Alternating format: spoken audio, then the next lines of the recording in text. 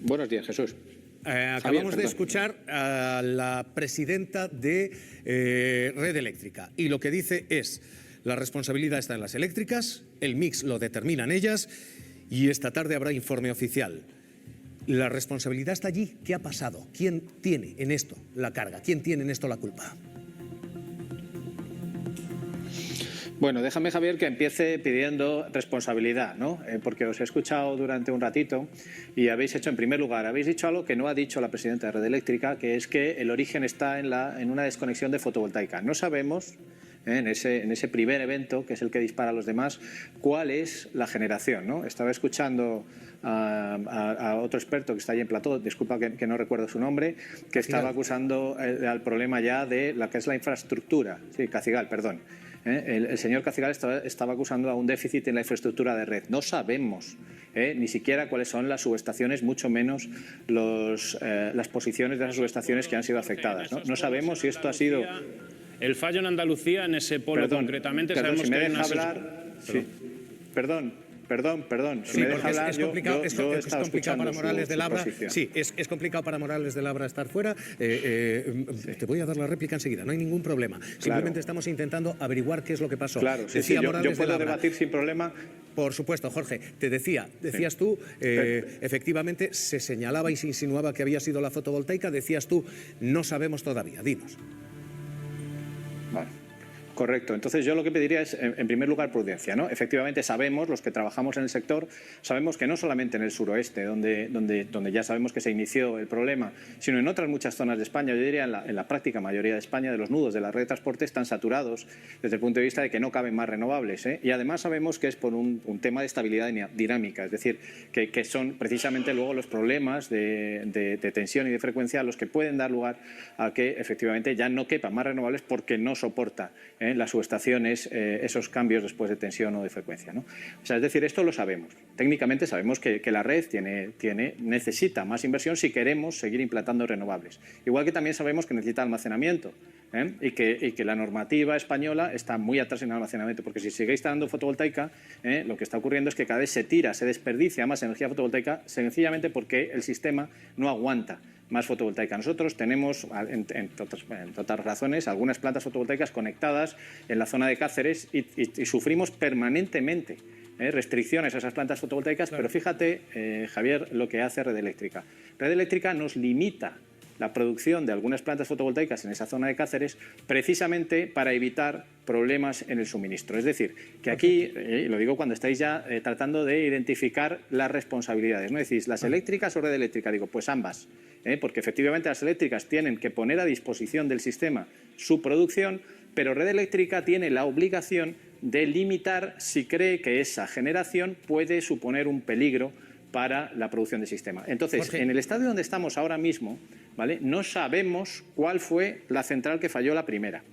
No sabemos la que falló 1,5 segundos después y mucho menos la que después desconectó automáticamente a los 5 segundos. Por tanto, me parece que es muy precipitado empezar a acusar a unas tecnologías en primer lugar y en segundo lugar a unos agentes u otros. Jorge, entiendo que hay un debate técnico y entiendo que en estos momentos estamos todos buscando el dedo de la responsabilidad. ¿Dónde colocarlo? Déjame que te lo lleve a la parte que le interesa más a la gente, que es, oiga, ¿y esto para mí qué significa? ¿Esto significa que esto puede volver a pasar? Por supuesto que puede volver a pasar, lo que pasa es que hay que saber con qué probabilidad puede ocurrir, que es la clave de todo esto. Y para saber la probabilidad hay que saber exactamente lo que pasó, porque a lo mejor es que ha sido una serie de condiciones que es muy difícil que se vuelvan a volver a producir, o a lo mejor no. Y a lo mejor efectivamente es que el sistema está mal diseñado y hay que corregirlo. Entonces, ahora mismo, hablar de la probabilidad de lo que vuelve a ocurrir, lo estabais diciendo ahora y estoy completamente de acuerdo, que es una contradicción de la señora Corredor. Es decir, ¿cómo podemos decir no sabemos lo que ha pasado y a la vez decir no se va a volver a repetir? Bueno, pues precisamente porque no sabemos exactamente lo que ha pasado y digo también, Javier, y no lo vamos a saber esta tarde, porque ha dicho Beatriz Corredor, vamos a suministrar la información esta tarde. Los centros de control de cada una de las generadoras, que hay cientos de centros de control afectados, van a suministrar información de milisegundos, subrayo lo que estoy diciendo, de cada milisegundo, ¿vale? Van a suministrar esa información al gobierno, ¿vale? Son millones de datos. Y ahora hay que coger todos esos millones de datos y procesarlos. y ver dónde se produjo el primer fallo, ¿vale? Cómo ese fallo luego se fue propagando, a qué instalaciones afectó, dónde se produjo el segundo fallo, etcétera, etcétera. Es decir, esto va a tener días seguro, si no semanas o meses, de procesamiento de toda esa información. Entonces, cuando sepamos toda esa información, dónde se ha producido, cuáles son las tecnologías, cuáles dispararon después, etcétera, etcétera, y por qué llegamos al cero, entonces nos podremos sentar en una mesa y decir, oiga, mire, efectivamente, esto está bien, esto está mal, aquí hay una responsabilidad o hay otra. Pero mientras tanto, es que no podemos hacerlo. Perfecto. Entendido, primero, responsabilidades. Entendido, segundo, probabilidades, si esto puede ocurrir o no. Tercera, para quien nos está viendo, insisto, esto a quien está en casa. Oiga, ¿y esto lo pago yo? De momento habíamos visto la luz en precios negativos y ahora se señala este puede haber sido un factor. Pero lo cierto es que desde que hemos tenido el apagón, Ruth García, lo que tenemos es una explosión de precio absolutamente espectacular. Se ha quintuplicado el precio de la luz. Sí, Javier, y son varias las causas de esa subida de la luz. Una de las primeras hipótesis que se baraja es que el precio medio de la luz de ayer era una cifra baja, se situaba en el 5,79 euros por megavatio hora. El de hoy es superior, supera los 31 euros megavatio hora, pero ojo porque el pico del mes de abril se situó el día 22 de abril con 62 euros megavatio hora. Por otro lado, hay otra causa que también se baraja, que es la propia recuperación del sistema en la que intervinieron pues centrales de ciclo combinado, es decir, el gas estuvo trabajando a un gran ritmo hasta que se pudo recuperar ese sistema y eso es lo que puede hacer o lo que ha derivado en este disparo del precio de la luz que hoy es 5 veces superior al de ayer.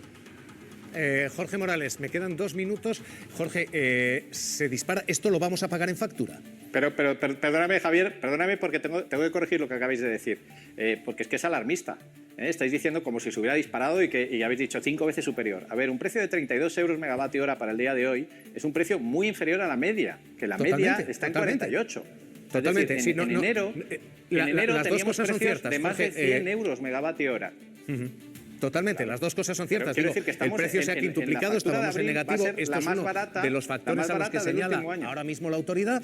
Y por otra parte es cierto, España, uno de los grandes secretos de su empujón económico es que teníamos precios, pero muy, muy inferiores y que con la entrada de renovables han sido más y más inferiores que la media europea. Las dos cosas son correctas. En cualquier caso, vuelvo a decirte, yo quiero que la gente que está en casa nos esté viendo. Digo, la gente va a pagar más. Esto nos va a ser factura más cara. Pues mira, la factura del mes de abril de aquellos consumidores que tengan una tarifa variable, es decir, los que reflejen directamente los precios del mercado mayorista en su factura, va a ser la más barata de lo que llevamos de año, sin ninguna duda. Porque vamos a tener un precio muchísimo más barato que el de los meses anteriores, ¿vale? Es así, por eso es lo que se estaba subrayando, ¿no? Es decir, un precio de 30 euros. Es verdad que hoy ha entrado mucho gas, porque básicamente las nucleares empezaron a entrar anoche, poco a poco, van arrancando muy poquito a poco las centrales nucleares y las centrales nucleares lo que se han sustituido es por centrales de gas, y este central de gas es más caro. Eso es verdad, pero es verdad que estamos en unos niveles de precio todavía bajísimos, o sea, un precio de 30 euros. Es que la semana pasada cuando teníamos más lluvias y por tanto había menos aportación fotovoltaica, efectivamente, como también habéis dicho, el precio estaba por encima de 45, 50, incluso 60 vimos la semana pasada. Por tanto, un precio de 30 para hoy es un precio todavía barato, aunque sea 5 veces el de ayer, porque efectivamente es que había un precio extremadamente barato, que era un precio de 5 euros megavatio hora, ¿vale? Entonces, por supuesto, aquellos consumidores que tengan una tarifa variable, que insisto que son los primeros que perciben esas bajadas de precio, ¿vale? Lo que van a percibir ahora en su factura que le llegará dentro de unos días del mes de abril, si van a fecha a mes completo, esa factura del mes de abril va a ser la más barata de lo que llevan del año. Pues Jorge Morales de Labra, ingeniero industrial, Próxima Energía, de verdad un placer escucharte como siempre. Cuídate, un abrazo, amigo. Igualmente. Un abrazo.